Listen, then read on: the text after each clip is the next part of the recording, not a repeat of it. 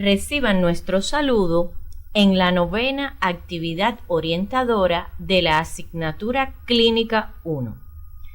En la video orientadora de esta semana abordaremos el estudio de las principales alteraciones electrocardiográficas que aparecen en diferentes procesos patológicos que afectan el funcionamiento del corazón, así como otras evidencias diagnósticas cardiovasculares como la coronariografía y la ecocardiografía.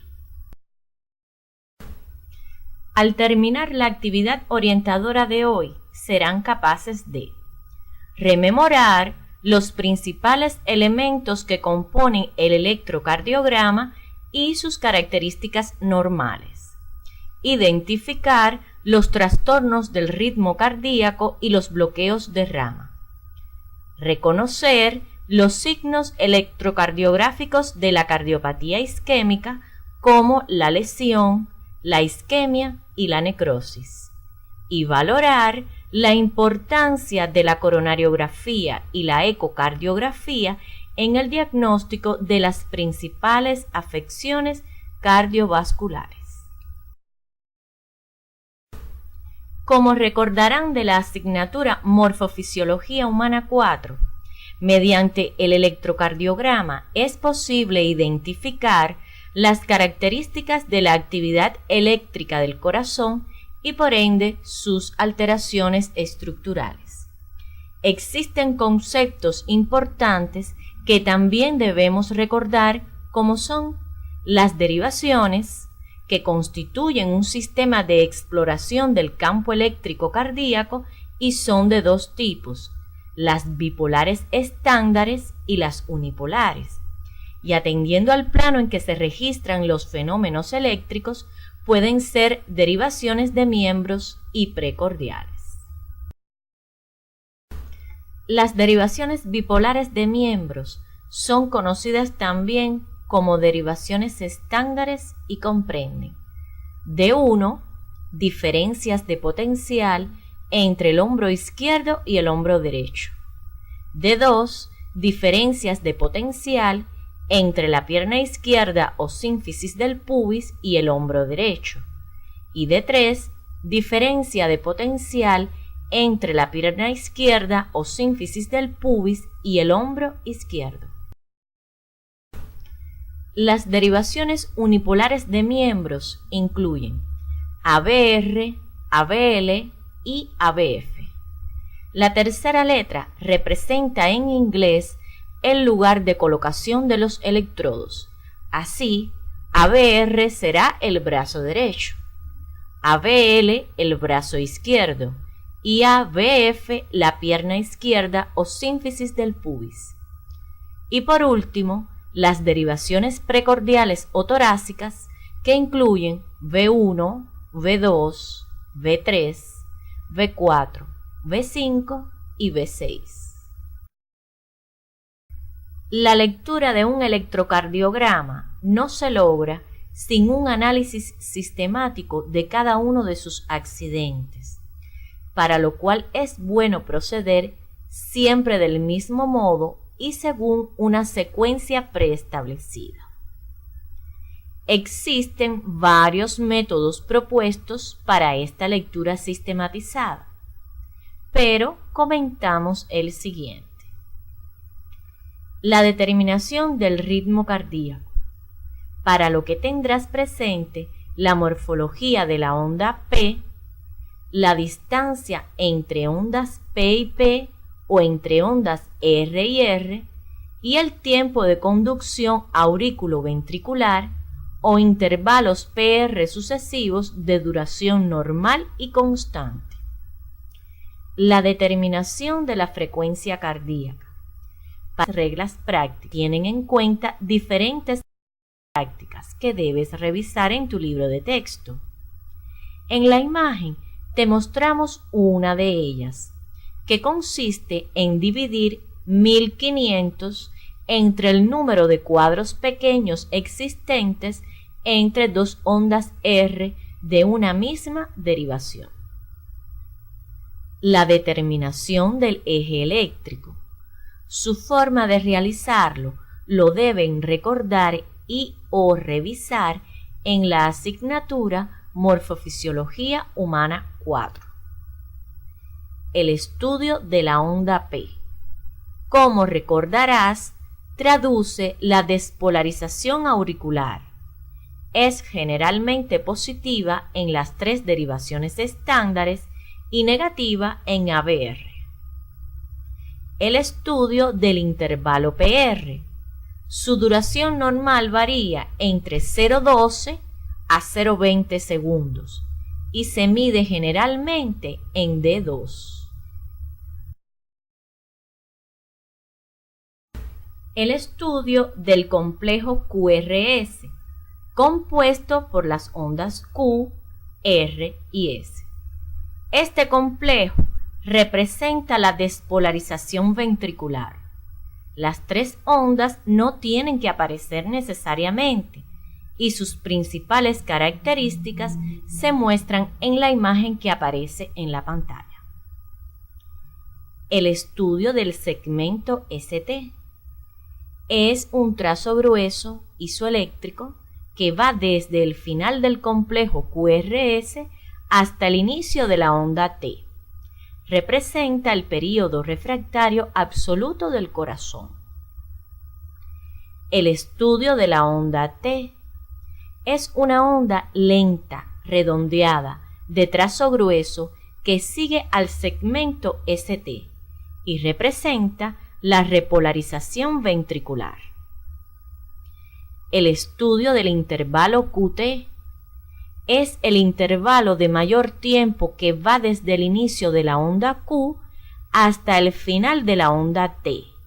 Representa el proceso de actividad ventricular. Y por último, el estudio del espacio TP, que es el espacio grueso e isoeléctrico que aparece después de la onda T. Es de gran interés en el estudio de las alteraciones del ritmo cardíaco. Hemos rememorado hasta el momento las principales características de los componentes normales de un electrocardiograma, pero también es oportuno que recuerdes el sistema excitoconductor del corazón para que puedas entender con más facilidad los trastornos del ritmo cardíaco. El estímulo eléctrico se origina en la aurícula derecha, en el nodo sinoauricular, por lo que se le denomina marcapaso primario. Su acción es automática. El ritmo cardíaco gobernado por este nodo se llama ritmo sinusal. Desde aquí se conduce por 3 vías interauriculares, denominados haces internodales, hasta el nodo aurículo-ventricular. Posteriormente llega al haz de His y de este a las paredes de los ventrículos por un sistema trisfascicular y sus ramificaciones conocidas como fibras de Purkinje, que transmiten el impulso a la musculatura ventricular. De lo anteriormente expuesto se deduce que cualquier estímulo que no se produzca en el nodo sinoauricular provocará trastornos del ritmo cardíaco que se conocen con el nombre de arritmias.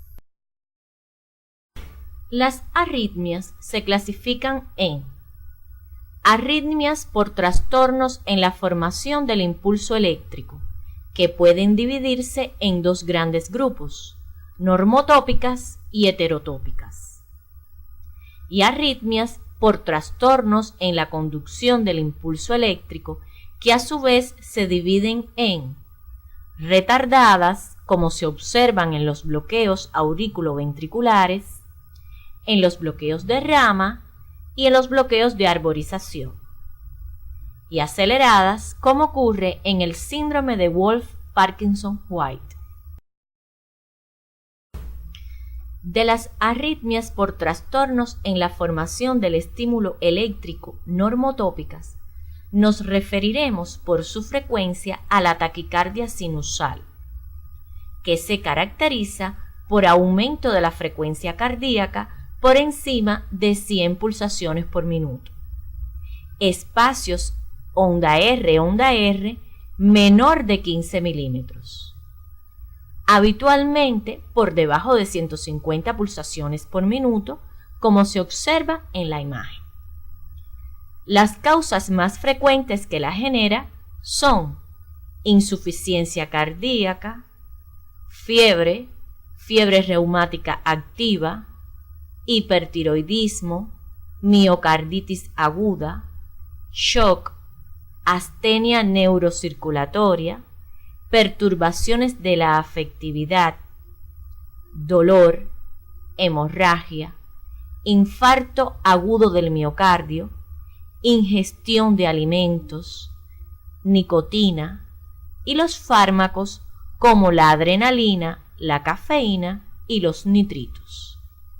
Las demás arritmias normotópicas las deben revisar en su libro de texto y en los software que tienen en su CD. Ejercitarlas con la lectura de los electrocardiogramas durante la práctica docente sería muy provechoso. Las arritmias heterotópicas pueden ser pasivas o activas, atendiendo a la causa que las origina, lo que deben revisar en su libro de texto. En la actividad de hoy nos referiremos al flúter o aleteo auricular, que se debe a un movimiento circular del estímulo que recorre los alrededores de los orificios de las venas cavas, o bien a la existencia de un marcapaso ectópico auricular de gran frecuencia. Los criterios electrocardiográficos más importantes son ondas P de frecuencia muy rápida y regular, que le dan a la línea de base un aspecto festoneado o en serrucho. Complejos QRS de tipo supraventricular con frecuencia regular. Observa el trazado electrocardiográfico que te estamos presentando. Este tipo de arritmia se observa en las siguientes entidades: enfermedad de las arterias pulmonares, cor pulmonar, enfermedad valvular reumática y raramente inducido por la ingestión de medicamentos digitálicos. Otra de las arritmias heterotópicas frecuentes de presentación en la práctica médica diaria es la fibrilación auricular, que se caracteriza por una rápida e irregular despolarización parcelaria de las aurículas, que da por resultado una serie de contracciones pequeñas y frecuentes sin que exista una sístole efectiva desde el punto de vista mecánico. Los criterios electrocardiográficos para su diagnóstico son: ausencia de ondas P. Se observan en la línea isoeléctrica una serie de ondulaciones ligeras e irregulares que son denominadas ondas F, que se aprecian mejor en las derivaciones D2, V1 y V2. Registro asincrónico de los complejos QRS, o sea, que no existe una distancia regular entre estos complejos. Las causas principales que la producen son cardiopatía ateroesclerótica, cardiopatía reumática, cardiopatía hipertensiva, cardiotirotoxicosis, insuficiencia cardíaca congestiva y en ocasiones en sujetos aparentemente sanos de forma paroxística. Otra de las arritmias heterotópicas lo constituyen los extrasístoles, que son excitaciones del miocardio nacidas antes de tiempo, es decir, son latidos que se adelantan al ritmo de base. Se clasifican según su foco de origen en supraventriculares y ventriculares. Los supraventriculares se localizan en la aurícula y en la unión aurículo-ventricular, donde pueden ubicarse en la porción superior, media o inferior de esta.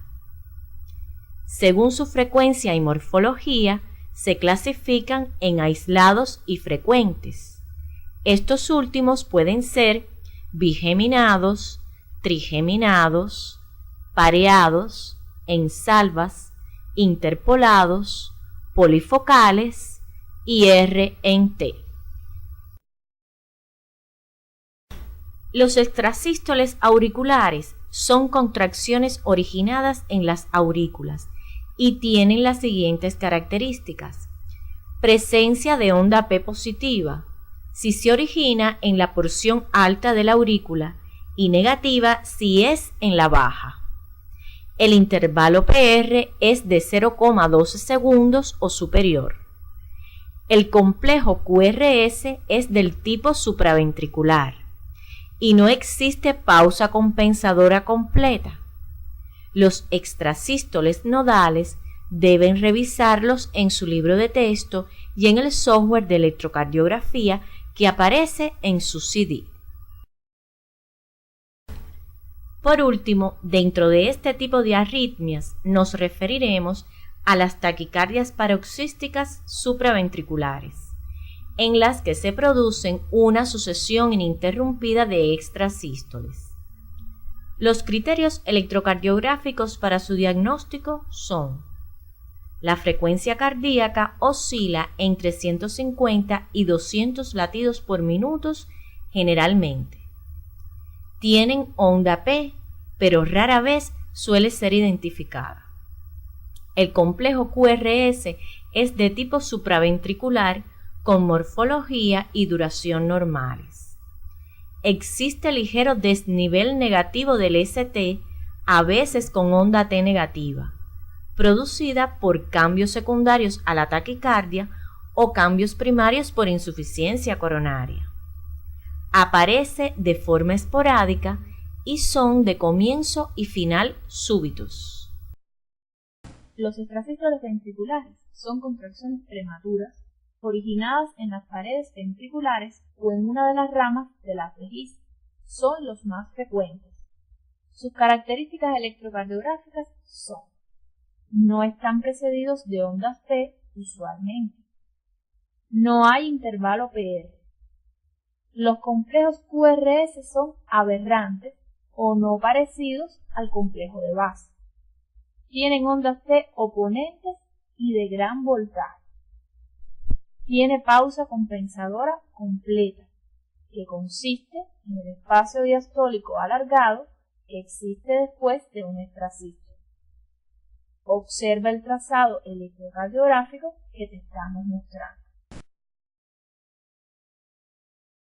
Los extrasístoles ventriculares pueden ser bigeminados, trigeminados, multifocales, en salvas, pareados, entre otros.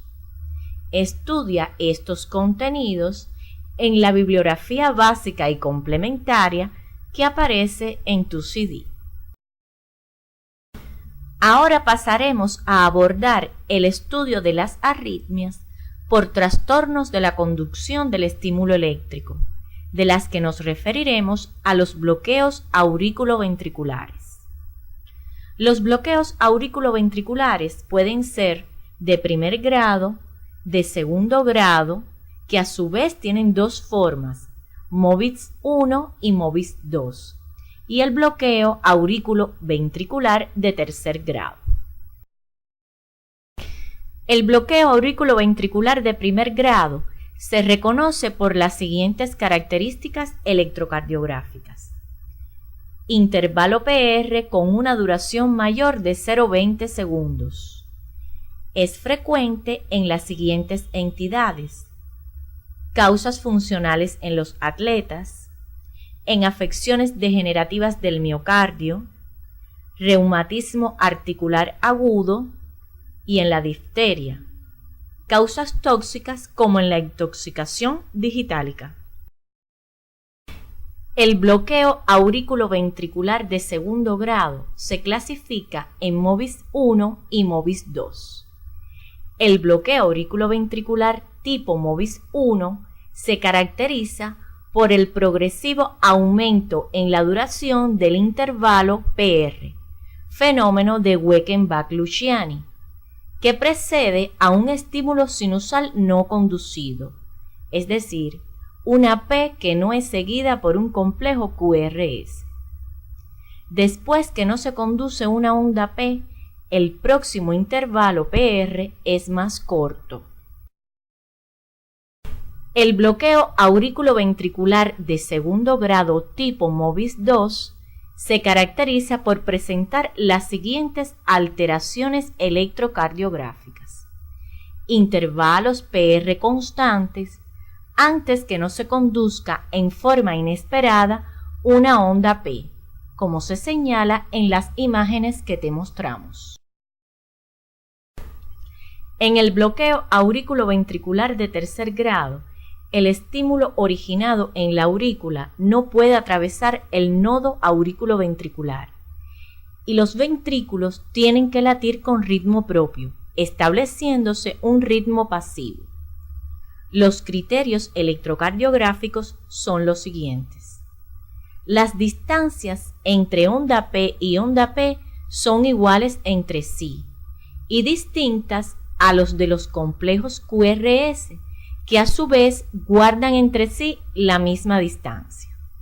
La frecuencia auricular es mucho mayor, aproximadamente el doble de la ventricular. No hay un intervalo PR. La morfología del complejo QRS variará en dependencia del sitio de implantación del foco ectópico. Estos bloqueos se presentan en pacientes con procesos degenerativos difusos del miocardio. A manera de resumen, te presentamos las principales características electrocardiográficas de los diferentes bloqueos aurículos ventriculares, los que debes profundizar en tu libro de texto y en el software de electrocardiografía que aparece en tu CD.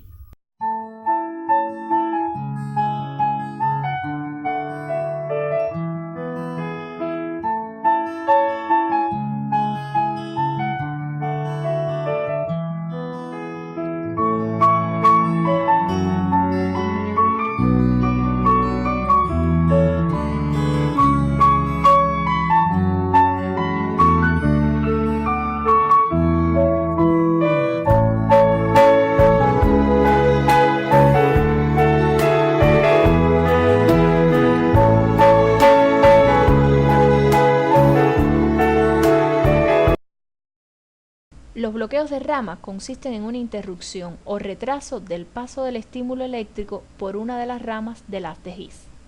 De estos, estudiaremos los bloqueos completos de rama izquierda y de rama derecha. Los bloqueos fasciculares deben revisarlos en su libro de texto y en el software de electrocardiografía que aparece en su CD. El bloqueo de rama izquierda se caracteriza electrocardiográficamente por QRS anchos, 0,12 segundos o más, en las derivaciones de 1 a BL, B5 y B6. Si es menor de 0,12 segundos, es incompleto. Ondas R melladas en B5 y B6. En las demás derivaciones puede adoptar diferentes morfologías. ST oponente y ondas T negativas.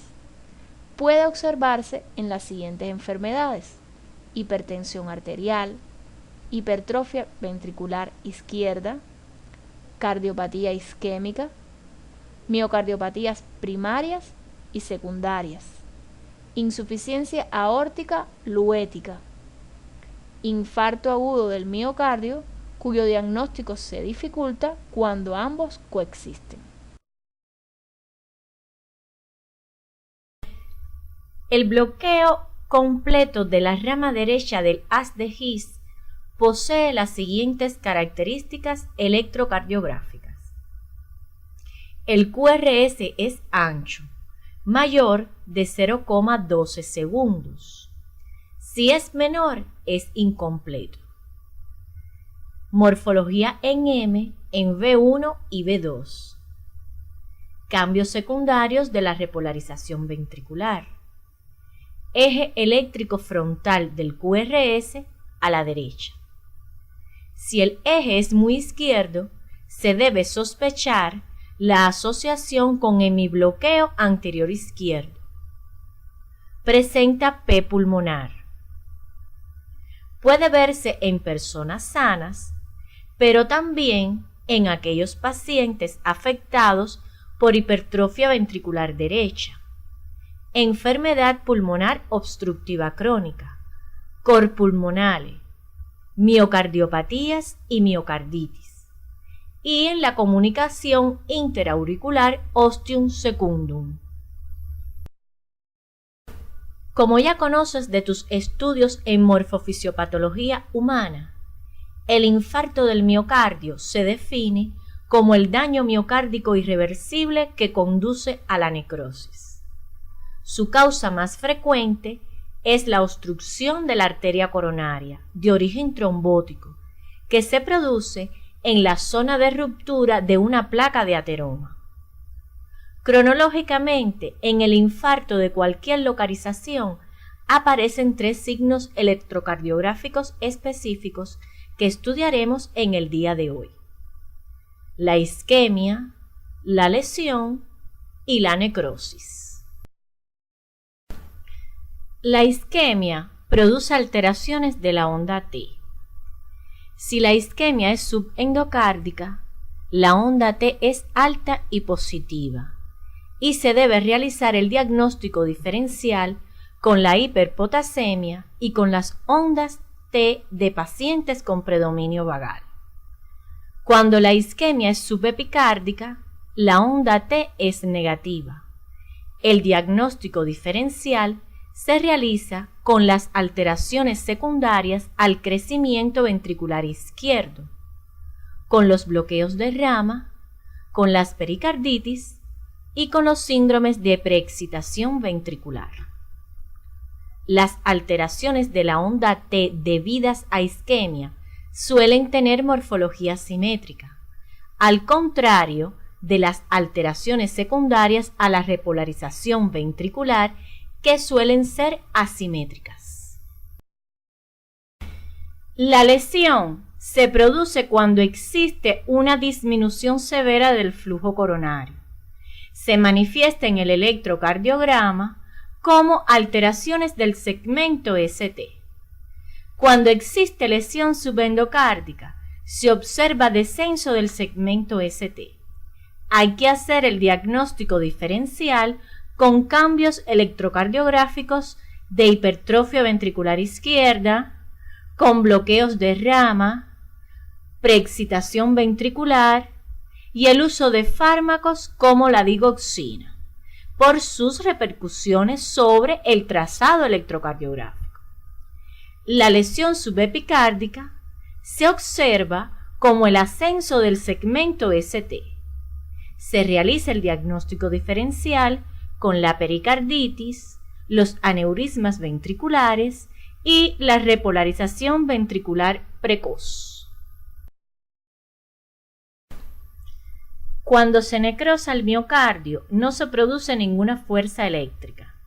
Si la necrosis afecta a todo el miocardio, no se registran vectores en ese nivel, y sí se registra la actuación de otros segmentos opuestos.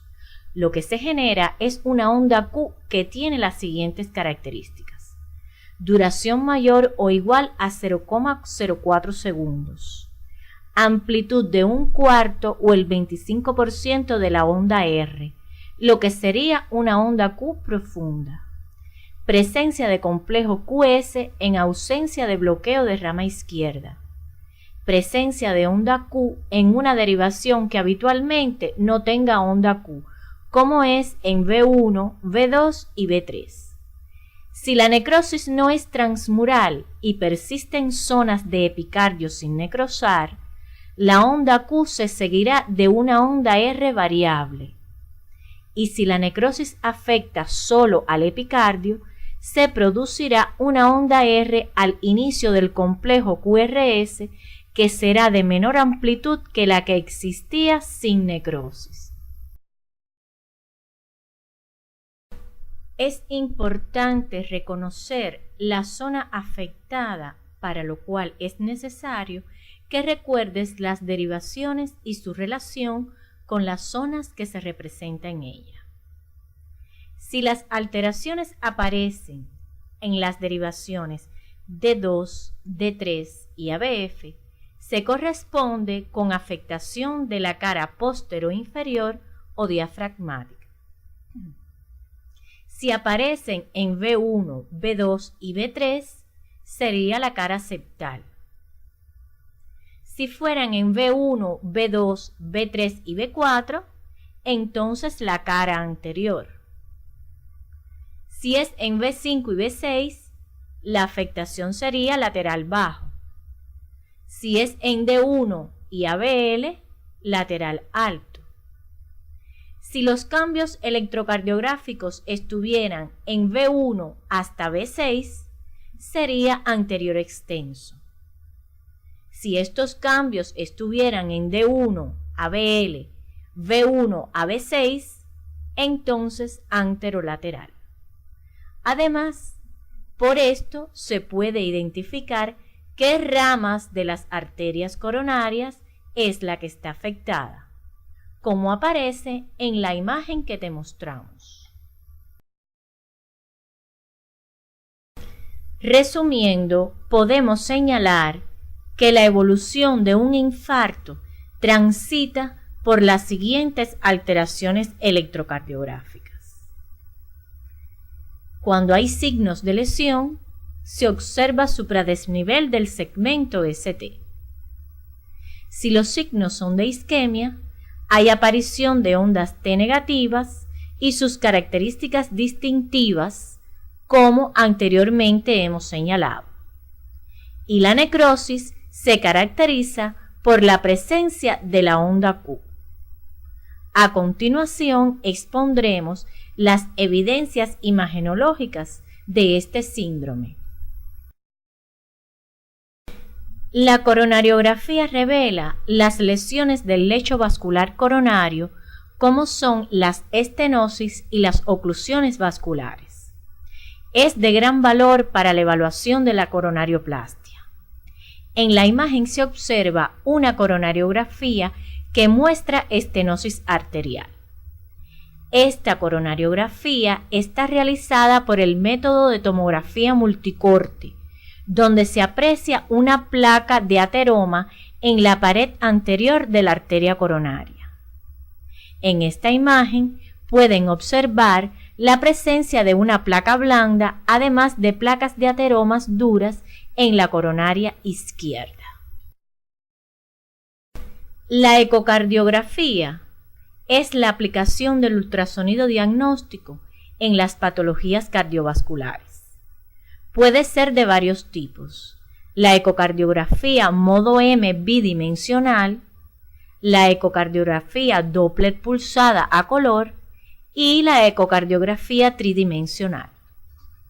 La imagen muestra una ecocardiografía bidimensional en modo M, donde se observa la aorta de características normales.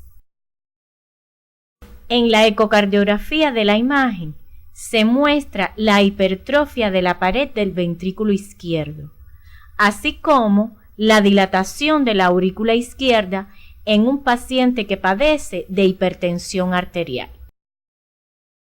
Una vez concluida la actividad orientadora de hoy, arribamos a las siguientes conclusiones. El electrocardiograma es un elemento insustituible en el diagnóstico de la cardiopatía isquémica y en especial del infarto agudo del miocardio, por lo que su dominio por parte del médico es esencial para llegar a un diagnóstico rápido y oportuno. Las alteraciones de las ondas, los segmentos e intervalos de la frecuencia cardíaca del eje eléctrico permiten inferir el diagnóstico de alteraciones anatómicas, eléctricas e histológicas del corazón.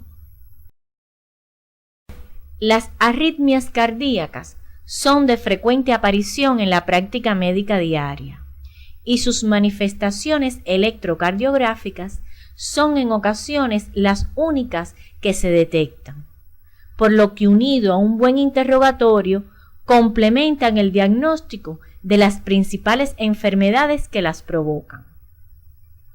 Las alteraciones de la onda Q y de la onda T, así como del segmento ST, constituyen elementos diagnósticos de lesión, isquemia y necrosis miocárdica. Los estudios imagenológicos son de gran utilidad en las enfermedades de las arterias coronarias, que demuestran el tipo de lesión y sirven como base para el tratamiento correctivo a través de la angioplastia. La hipertensión arterial constituye un importante factor de riesgo para otras enfermedades como el infarto agudo del miocardio y los accidentes cerebrovasculares. Esta, junto al síndrome de insuficiencia coronaria y el shock, serán abordados durante la actividad orientadora de la próxima semana.